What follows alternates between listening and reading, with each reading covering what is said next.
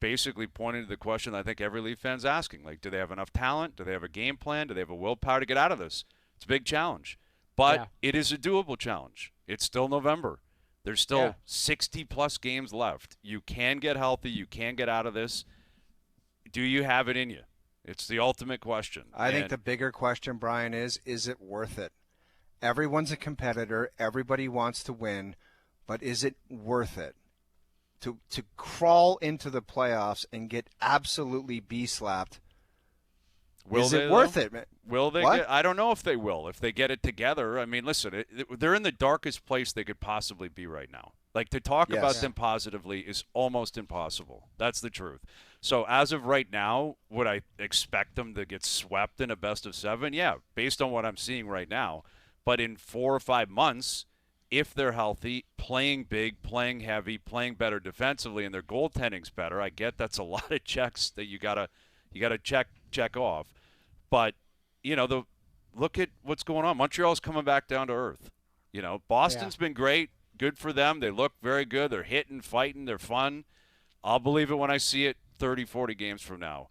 Florida is still not in a good place. Tampa got pumped by Vancouver yesterday. Pumped. So but they've won 8 of 11. I understand that, Noodles. I'm just saying they got pumped yesterday, and they're still not in a playoff spot technically. So they've been better, but I'm just saying there's other teams in the league that are also in a bad spot. So you got a lot of season left.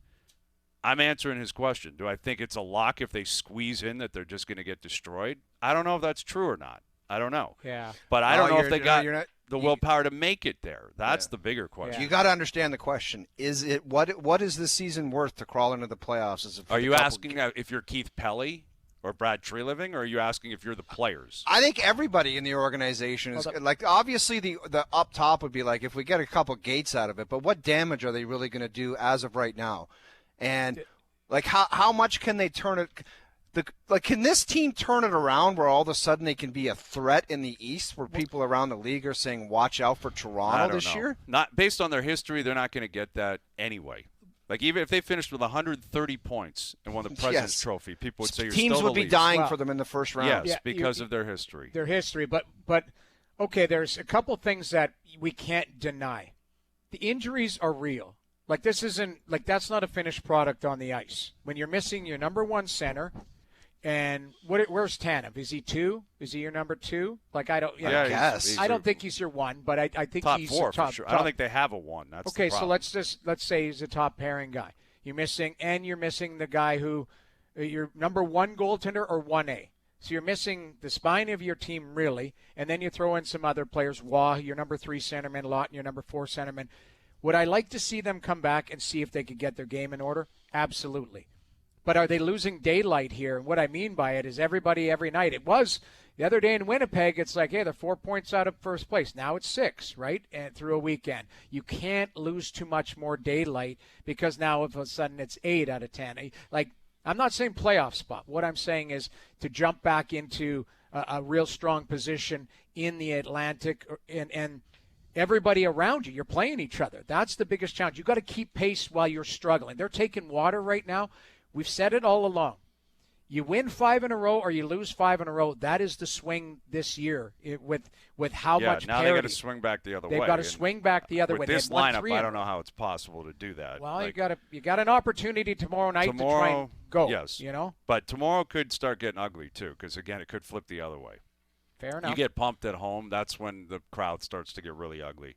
Yep. But to O's bigger existential question is, if the answer is no, then the guy who has to determine that is Keith Pelly.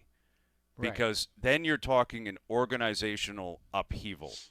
Because if How it's does Keith Pelly, with all due respect to him, he doesn't know, excuse my language, he doesn't know what an NHL team that, like, just because the guy came from the European Tour, the DP World Tour, you think he just falls into the building and says, I'm not sure that team's a competitive winner. He's not a hockey specialist. What he is a manager. Okay, go ahead. He determines what happens, and he's clearly heavily involved. He has told us, he'll tell anyone that will ask him. He's calling Craig every day, calling Treliving. Like, he's in the foxhole with these guys. Right. Okay. Shanahan's gone. He's the boss. Like, I guess there are layers above him. Rodgers at the top would obviously be the answer to that. But the point I'm making is if you have a belief, and you may have the accurate 1-0, like it may that very well could be the reality that no one wants to face yet, that the window is closed, it's done, they can't do it, they're not going to do it. I'm not saying that is definitively the case, Brian. I know. I hear you. I'm not saying that. It's an option out there where if it gets to that point, you have to be realistic in your assessment and say, what are we doing here? I get you. But that is a huge organizational shift that Craig Berube won't make because he's the coach, so he doesn't make that call.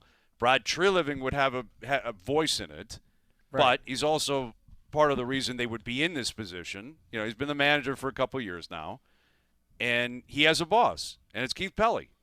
And so Pelley's the one that's going to have to make the right call, which is troubling or possibly concerning because, to your point, he's not a hockey executive or hockey guy or whatever, but that's the reality of the business. Not too long ago, this gentleman just said, we're all in. We're all in on the Leafs this year. So it's like, what is that even? 2 months ago, I thought they'd make the playoffs. Now it's November 18th. I don't know if they will. Things change quickly. But they're old. They're slow. They don't have much of a farm system. It's the free agency. Kempe just signed again. There's no one available. So it's you. And again with Matthews, adding insult to injury here, if the reality is setting in that it's just it was a great 9 years and they're going to have to readjust or retool. Like I think a shut it down, scorched earth rebuild is not going to happen. That's not happening. But a retool means maybe a year or two where you got to reshift.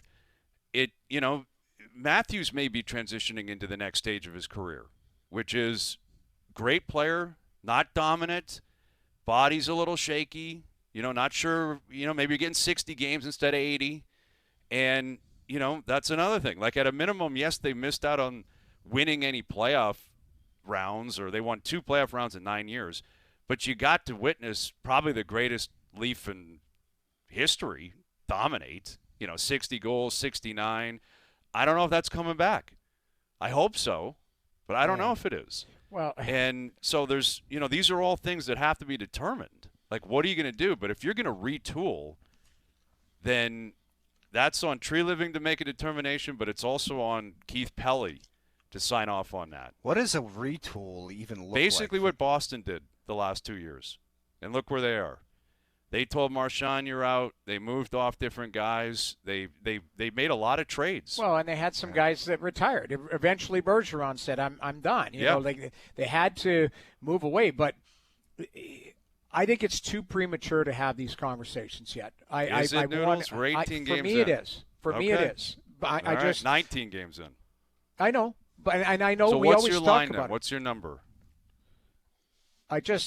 It's tough because of the health situation. If this was 19 games and we've talked about Matthews having 17 or 18 games under his belt and the goaltending tandem has been healthy, like all of these things, I'm not blaming all on injuries. What I'm saying is they have contributed, and then, the play of some guys that were depth guys. Like Michelli I expected more out of. I expect more out of guys that I expect. Bobby McMahon scores a goal. He looked like he had some jam, but he hasn't been consistent. The only consistent guy has been the 35-year-old guy making $4.5 million. Yeah, and Matthew Nyes. Nyes has been pretty good, I think. But Nyes isn't for me. Right now, isn't a front and center player. He's a really good support player. Yeah, I get it. But as far as consistency, you know what you're basically going to get most nights. Fair enough. And I understand what you're saying about the health, Jamie. But my problem with that, or my counter to that, would be we watched those guys in the lineup for about 15 or 16 games, and it was it was the same product. It was the same game. Yep. So now it's just worse because there's better players out of the lineup. And now you get one goalie back, the other guy's out. I don't know. It could be one of those years where it's just like, what the hell's going on here? We've seen that in other organizations